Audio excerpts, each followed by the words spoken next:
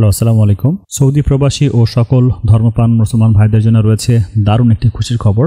আমরা কম বেশি সবাই সৌদি আরবে যেতে চাই বা সৌদি আরব গিয়ে থাকি পবিত্র হজ বা ওমরা করার জন্য, এবং হজ এবং ওমরার মধ্যেই সীমাবদ্ধ রাখি না। অনেক সময় হজ এবং ওমরা করার পথে সৌদি আরবে শপিং করি, যেমন মোবাইল, স্বর্ণ অলংকার বা পছন্দের জিনিস কেনাকাটা করে থাকি। একবার ভাবুন, আপনি যখন সৌদি আরব গিয়েছেন এবং আপনার পছন্দের শপিং করে দেশে ফিরছেন এবং দেশে ফেরার সময় 15% নগদ টাকা ফেরত পাচ্ছেন, তাহলে কেমন লাগবে? জি, আপনি ঠিকই শুনেছেন।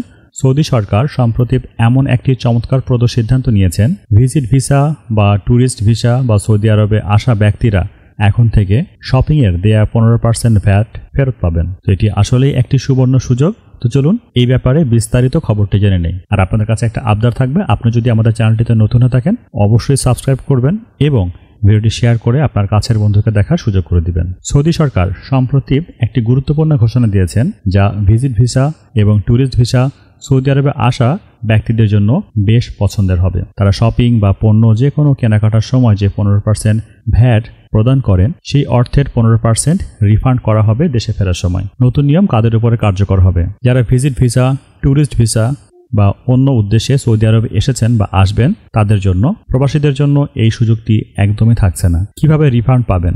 আপনার শপিংয়ের যেই রিসিপ্ট থাকবে বা সামান তুফারা বিল, সেটি সংরক্ষণ করুন। এয়ারপোর্টে ফেরার সময় ওই রিসিট দেখালে আপনাকে রিফান্ড করে দেওয়া হবে। কত টাকা রিফান্ড পাবেন? 1000 রিয়ালের জিনিস কিনলে আপনি 150 রিয়াল ফেরত পাবেন। 2000 রিয়ালের শপিং করলে আপনি 300 রিয়াল ফেরত পাবেন। 4000 রিয়ালের পণ্য কিনলে আপনি রিফান্ড পাবেন 600 রিয়াল। সৌদি সরকার এই উদ্যোগের মাধ্যমে দেশে আরও বেশি ভিজিটরকে আকর্ষণ করাতে চায়। তারা সৌদি আরবকে একটি জনপ্রিয় পর্যটন কেন্দ্র হিসাবে গড়ে তুলতে চায়। এজন্য ভিজিটরদের খরচ কিছুটা কমিয়ে আনার অনুপ্রেরণা দিচ্ছেন। এই নতুন রিফান্ড সিস্টেমটি 2025 সাল থেকে চালু করার পরিকল্পনা করছেন দেশটির সরকার। এটি শুরু হলে ভিজিটররা সৌদি আরবের বেশি শপিং এবং নতুন অভিজ্ঞতা উপভোগ করতে পারবেন। আপনি যদি সৌদি আরবে যান এবং সুযোগটি মিস না করে থাকেন, তাহলে আগামী বছর যখনই আপনি সৌদি আরবে যাচ্ছেন যে কোনো কাজে, শপিং করার পরে ভুল করেও রিসিটগুলো ফেলে দিবেন না। নিজের কাছে সংগ্রহে রাখুন এবং এয়ারপোর্ট থেকে ফেরার পথে রিসিপ্টে দেখালেই